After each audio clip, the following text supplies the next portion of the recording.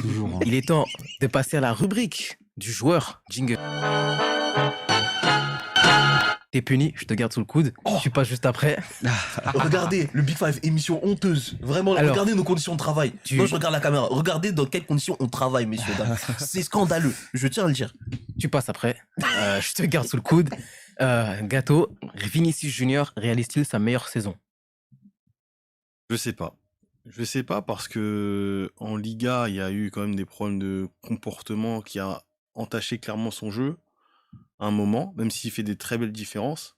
Et après, on est peut-être foué par l'année dernière où en Liga, c'est exceptionnel. Champions League aussi. Et en Champions League, il fait des trucs de fou. On l'a vu comme justement contre City en Champions League où il avait mis Fernandinho là-bas, là. Donc, on cherche encore à le trouver. On cherche encore à le trouver. Et donc, du coup, est-ce que là, il prend peut-être plus d'importance par rapport à Karim Benzema qui, même si c'est devenu Ballon d'Or, tout ça, il est comme un petit peu sur le déclin avec les blessures. Il est peut-être plus important au Real, mais ça veut pas forcément dire qu'il fait une meilleure saison que l'année dernière, parce que l'année dernière, franchement, voilà. Il faut se rappeler qu'à un moment, quand même, Vinicius, c'était très, très, très compliqué au début. Au début, c'était chaud. Il est venu, et depuis Ancelotti, ça va mieux.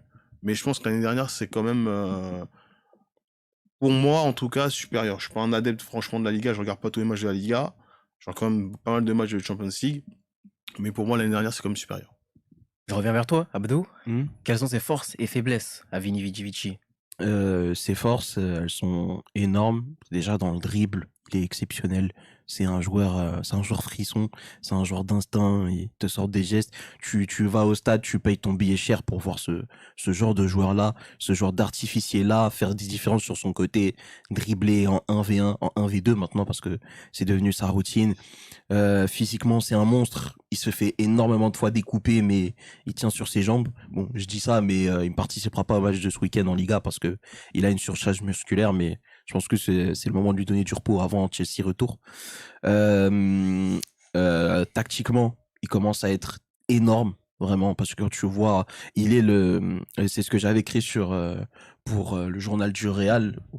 J'avais dit que c'était le connecteur logique, en fait, au moment de la finale de la Coupe du Monde des clubs, parce que tu te rends compte que tout passe par lui, que le jeu penche à gauche, que les milieux cherchent à trouver Vinicius, que Benzema cherche à trouver Vinicius, que nos latéraux, quand ils se décident à attaquer, cherchent à jouer sur Vinicius, que nos centraux cherchent à jouer sur Vinicius, et tu regardes toutes les affinités techniques qu'il a, qui matchent parfaitement avec les qualités de nos milieux, que ce soit Kroos, que ce soit le Jolon Tchouaméni, que ce soit Modric, que ce soit Camavinga, tant en tant que latéral qu'en tant que milieu de terrain. Évidemment, le duo, peut-être l'un des meilleurs duos d'Europe, Benzema, forcément. Même Carvajal, quand il commence à étirer le jeu et à faire ses transversales dans les grands soirs de Ligue des Champions, il arrive à trouver Vinicius. La connexion Valverde-Vinicius aussi, qui t'a ramené la 14e, entre autres. Voilà. Il est ce joueur-là, peut-être le plus fondamental. Et au vu de son évolution, de ce qu'il proposait l'année dernière, peut-être qu'en Liga, ça va pas sur le plan comptable, mais d'un point de vue purement individuel, il fait une bien meilleure saison. Il est dans les clous de ce qu'il proposait l'année dernière et il reste encore 2 mois. C'est-à-dire qu'il a déjà dépassé son record de but l'année dernière et il est en passe de dépasser celui de passe décisif. Il est en train d'être un joueur immense. Il faut se le dire. Maintenant, quelles sont ses perspectives? Jusqu'où peut-il aller?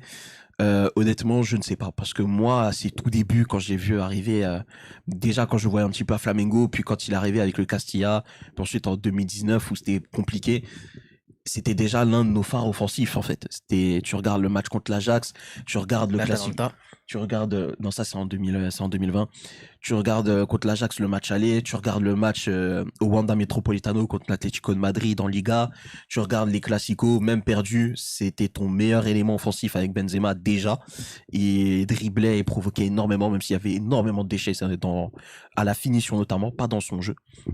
Et en fait, Vinicius aujourd'hui, c'est un monstre. Pour moi, c'est l'ailier le plus complet au monde. C'est peut-être le meilleur ailier du monde. On peut parler de Saka, on peut parler de Salah éventuellement, un Luis Diaz à voir quand il sera en forme et tout, mais voilà, Vinicius est dans la discussion des 3-4 meilleurs ailiers au monde, voire même des 3-4 meilleurs joueurs du monde. Honnêtement, Vinicius, ses perspectives, je m'étais dit, bon, ce mec-là, il est capable, je vous mens pas, hein, je vous disais déjà en 2018-2019, ce mec-là, c'est un jour, il va faire des saisons à 30 buts, 20 passes D. ou bien 30 buts, 30 passes D. Ça paraissait énorme à l'époque, mais aujourd'hui, en fait, Ce on qu'il se est rend en train compte de que faire. c'est ce qu'il est en train de faire. Et je me dis, ouais, Ballon d'Or, non, je pense qu'il peut aller plus loin encore. Coupe du Monde, non, je pense qu'il peut aller encore plus loin. Copa América, il peut faire beaucoup plus que ça. Donc en vrai, je me dis, les perspectives de Vinicius sont immenses. Et par rapport aux jeunes joueurs de son âge, c'est celui qui a les plus grandes perspectives, je trouve, club, sélection, et c'est surtout celui qui, dans les deux formats, bah, a le plus à prouver, mais a aussi le plus prouvé déjà. Donc du coup, pour moi, ce serait ça, Vinicius, ce serait la vérité, c'est où jusqu'où il peut aller, je ne sais pas, mais en tout cas très très loin. Et je suis persuadé que le jour où Marco Asensio partira et qu'il reprendra son numéro 11, tenez-vous prêts parce que Vinicius, ça va être incroyable. Ce Je sera le pense qu'il meilleur aura le 11. numéro 11. Ouais, pour moi, il est amené à être l'un des meilleurs, si ce n'est le meilleur 11, peut-être de la prochaine décennie, voire même parmi ceux qu'on n'a jamais vus tout court. T'es pas un peu gêné par sa Coupe du Monde quand même? Non, parce que je me dis que c'est la Coupe du Monde de l'apprentissage, c'est encore un jeune joueur. À côté, t'avais un Neymar qui avait beaucoup plus à prouver et Il l'a pas qu'on fait. attendait beaucoup plus. Il l'a pas fait en l'occurrence. Mais je pense justement que le prochain sélectionneur du Brésil sera fondamental parce que il doit prendre petit à petit le pouvoir, comme il l'a fait à Madrid. Il est arrivé avec son panache, avec sa fraîcheur, son envie aussi surtout. Il a beaucoup raté, mais il a beaucoup tenté par envie d'aider des clubs aussi. Et aujourd'hui, voilà, les supporters le lui rendent très très bien. Et heureusement d'ailleurs, la presse aussi, parce qu'il a vraiment mangé du pain bien bien noir. Et voilà, je pense sincèrement que l'étape logique pour lui, c'est la prochaine Copa América. Alors de là, est-ce que le Brésil la gagne? Je ne sais pas, mais ce sera un premier élément de réponse sur est-ce qu'il est capable de... Tu parles du Brésil. Ouais. Tu dis que c'est à lui d'être le prochain patron. Mm. Sauf que tu as Ouais. toujours Neymar. Voilà. Neymar ou pas Neymar, aujourd'hui, en tout cas depuis le début de cette saison, le patron du Real Madrid, c'est Vinicius, c'est pas Karim Benzema. Ouais. Karim Benzema, c'est post-Coupe du Monde où vraiment il s'est dit, bon, je suis de retour aux affaires. Mais si tu parles du début de saison, c'est vraiment Vinicius qui est notre patron, qui est notre élément le plus régulier. Ça, c'est au Real, ça, mais pas au Brésil. Ouais, mais justement, c'est pour te dire que si, même dans un contexte où tu as un Karim Benzema, Ballon d'Or, il a réussi à prendre une dimension, une stature de patron, rien ne l'empêche de le faire au Brésil, même s'il y a Neymar. Ok. Futur Ballon d'Or? Oui. Oui. Futur Ballon d'Or. Parce que je vois pas de grosses émergences générationnelles à part lui. Ce sera sans doute une forte concurrence avec Kylian Mbappé, mais Haaland. honnêtement, et Haaland aussi, parce que les joueurs offensifs sont trop importants. Mais honnêtement, j'arrive pas à ne pas voir Vinicius avec au moins 2-3 ballons d'or. C'est même pas un ballon d'or, c'est 2-3 ballons Justement, d'or. est-ce qu'il n'y a pas un trio de tête, Haaland, Mbappé, Vinicius, qui se dégage des autres? Largement. Vinicius, Haaland, Mbappé. Pour de vrai. Et je suis d'accord avec lui, pourquoi? Parce qu'en fait, Mbappé, il a le défi de jouer en Ligue 1. Et moi, j'estime que si tu joues en Ligue 1, tu dois déjà la gagner, être meilleur joueur du championnat, meilleur buteur, bon, meilleur passeur, on va pas abuser, mais à être minimum demi-finaliste de Ligue des Champions. Pour pouvoir espérer gagner le Ballon Ah oui, d'Or. bah, et encore, même en Et demi-finale. encore. Et encore. Et encore. Tandis que t'es en Liga, même si c'est un championnat qui est en réel déclin. T'as ça, l'aura c'est du Real pas- Madrid. voilà. T'as l'aura du Real. Quand tu joues au Real, moi je pense que Modric, s'il joue pas au Real, il l'a pas en 2018. Oui. Tu vois? Ben, Ce genre de choses-là. C'est même pas ça. Le lobby Real, c'est puissant. Peut-être que c'est Varane même pas- finit c'est pas même pas septième. s'il joue pas au Real, c'est si Ronaldo ne va pas à la Juventus, c'est Ronaldo le Ballon d'Or. C'est ça, 2018. c'est ça aussi. Aussi. C'est ça aussi. Donc oui, il y a un trio qui se dégage et Vinicius, quand même, c'est pas mal. Après, nous, on avait fait des comparaisons intrinsèques entre Vinicius et Kylian Mbappé. Je pense que Mbappé, même si au PSG, ça peut être compliqué dans les 3 derniers mois, ça reste quand même supérieur pour l'aura qu'il a aussi un petit peu. Mais Vinicius, ce qu'il fait, c'est très fort. Je suis pas d'accord. Pour moi, je trouve vraiment que Vinicius est au-dessus. Et j'ai toujours dit d'ailleurs, pourquoi? Parce que déjà, il est plus complet. Il a une palette beaucoup plus large. Et surtout, je trouve que par rapport à un Kylian Mbappé qui ne veut pas explorer les possibilités qui sont les siennes, à vouloir jouer à droite, à vouloir jouer en pointe, lui, il veut se fixer à gauche. Alors que Vinicius, c'est un mec, tu sais qu'il est excellent à gauche, mais il est en train de se diversifier en fait et il est en train d'explorer tout son champ des possibles. Et mieux que ça, je suis désolé, mais la compétition reine en termes de niveau, c'est la Ligue des Champions. Et quand tu vois ce que Vinicius propose, par rapport à un Kylian Mbappé. Bon, Kylian Mbappé, pour lui, il a l'argument de la Coupe du Monde, et ça, faut absolument pas lui enlever parce que Ligue des Champions aussi, il a des gros matchs. Faut pas les oublier, ça aussi. J'ai Oui, l'impression que tout le monde l'occulte maintenant. Depuis qu'il a fait 3 mauvais mois, et avec Mbappé, c'est toujours ça. C'est la deuxième fois que ça le fait. C'est pas la première fois. La première fois, c'était quand on disait qu'il commençait à régresser et que même qu'il stagnait et qu'il a fait son triplé face au FC Barcelone. Là aussi, après sa pause Coupe du Monde, c'est vrai qu'il est pas bon.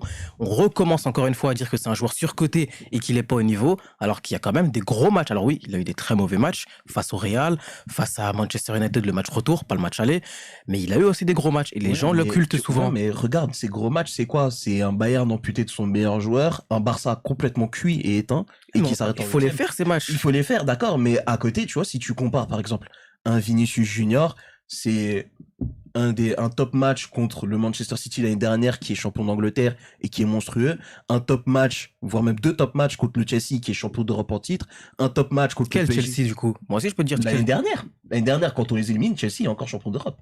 Il y a forcément le match contre le PSG aussi. Si tu regardes en 2020-2021 un top match contre Liverpool, tu regardes l'Atalanta, tu regardes l'Inter, tu regardes en 2020 Manchester City, le match aller, même si tu le perds, ce match-là, il a fait la misère à la défense citizen, ils étaient obligés de s'y mettre à 3, preuve que Walker a quand même pas mal souffert contre lui. Tu regardes encore en 2019 l'Ajax aussi, bah c'est le seul qui entretient l'espoir, et finalement, au moment où le Real Madrid sort, c'est même pas score final 4-1, c'est quand Vinicius sort sur blessure.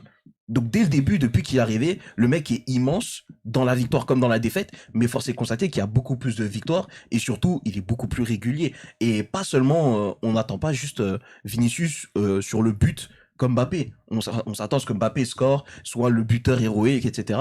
Mais Vinicius, s'il fait pas la diff sur le but, ce sera par la passe, ce sera par le mouvement, ce sera par la passe décisive.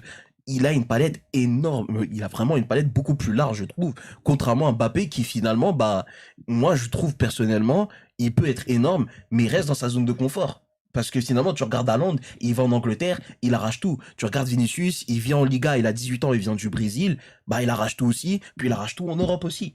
Et c'est ça, moi, qui me dérange vraiment avec Mbappé, c'est que finalement, il y a ce truc-là où on se dit, mais bouge, tonton, va voir ailleurs. Et on se doute qu'il peut être le meilleur au monde. Ça, il n'y a pas de débat, mais c'est pas en Ligue 1 que tu le seras. C'est impossible. Ça, on sait de toute façon. Mais Mbappé, il a cette palette. C'est juste qu'il la développe pas. Ouais, C'est différent. Après, les contextes sont différents. Quand tu regardes le Real Madrid, derrière Vinicius, t'as un Kroos. Derrière Vinicius, t'as Casemiro, qui permet à un ailier de pouvoir faire un peu n'importe quoi sur le côté, s'il veut, parce que tu sais que t'as un mec là qui compense. Derrière Vinicius, tu as Modric qui peut te lancer des ballons. Mbappé, c'est un ailier, L'autre côté, t'as un Rodrigo.